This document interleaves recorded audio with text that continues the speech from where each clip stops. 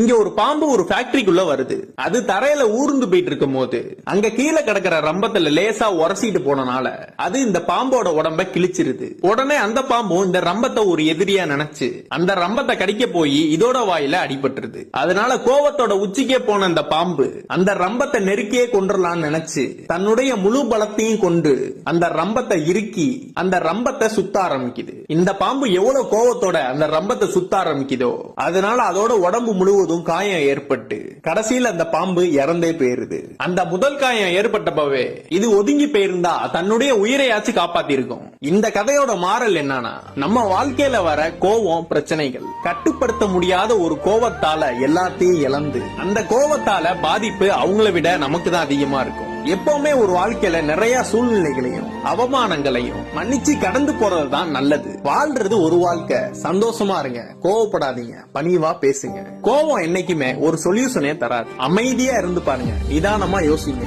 உங்க வாழ்க்கையும் நல்லா இருக்கும்.